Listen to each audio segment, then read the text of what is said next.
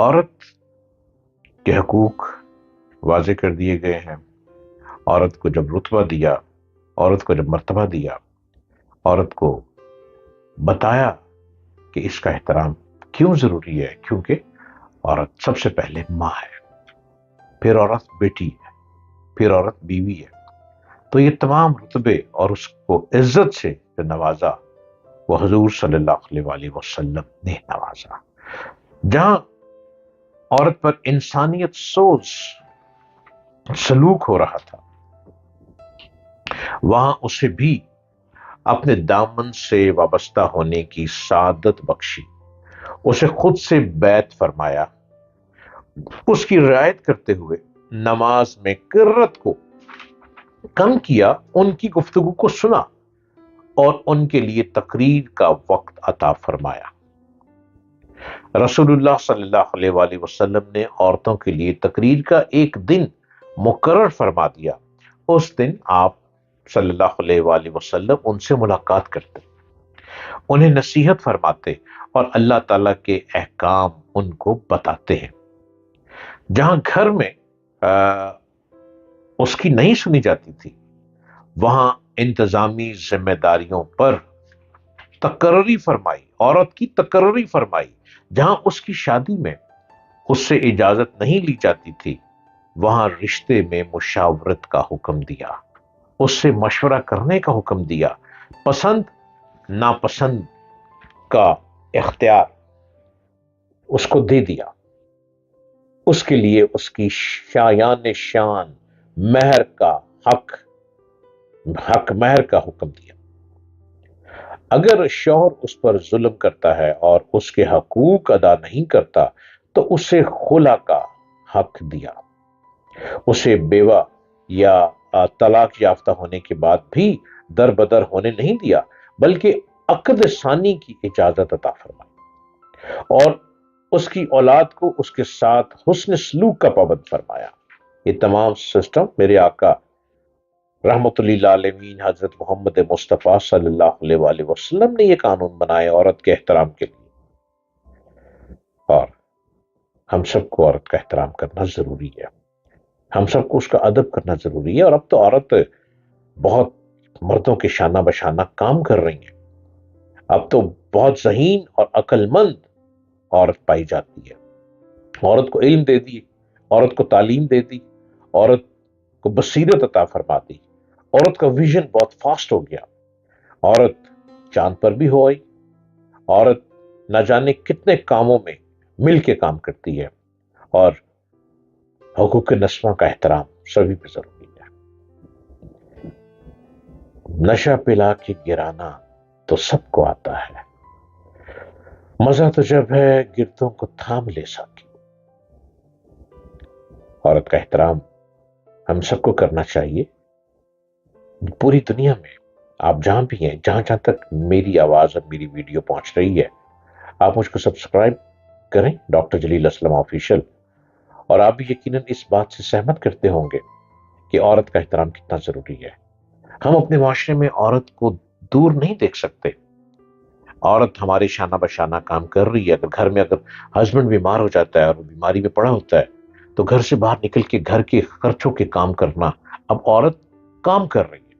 عورت مل کے اپنی اسکل کے ذریعے اپنے گھر کو پال رہی ہے. مدینہ طیبہ کی بے سہارا عورتوں میں سے اگر کوئی لانڈری اپنے کسی کام کے سلسلے میں آپ صلی اللہ علیہ وآلہ وسلم کو کہیں لے جانا چاہتی کسی مسئلے کے حل کے لیے تو لے جاتے. آپ صلی اللہ علیہ وآلہ وسلم اس پر شفقت فرماتے اور اس کے کام کاج میں اس کا سہارا بنتے. میرے آقا کی کیا شان. تمام مخلوقات پر احسانات کی طرح مصطفیٰ کریم صلی اللہ علیہ وآلہ وسلم کہ کائنات کی جملہ خواتین پر بھی اس قدر احسانات ہیں کہ جن کا شمار نہیں کیا جا سکتا. آج ہمارا معاشرہ اجتماعی ذلت کی جس پاتال کی طرف تیزی سے لڑک رہا ہے، اس میں ہماری خواتین کا بھی بہت زیادہ حصہ ہے. اللہ کریم نے انہیں شمع محفل نہیں چراغ خانہ بنایا ہے، لیکن انہیں شمع محفل بننا بہت پسند ہے. اللہ تعالیٰ نے ان کی زیب و زینت کو ان کے شوہروں کے لیے خاص کر دیا، لیکن وہ گھروں میں تو میلی کچیلی کپڑے پہنے پڑی رہتی ہیں جیسے سوگے مرگ کا موقع ہے، اور جب وہ باہر جانا ہو تو یوں بن ٹھن کے نکلتی ہیں جیسے شوہر نامدار گھر میں نہیں بلکہ انہیں باہر ہی دیکھ سکتے ہیں۔ خواتین کو اپنا احترام خود کروانا ہے۔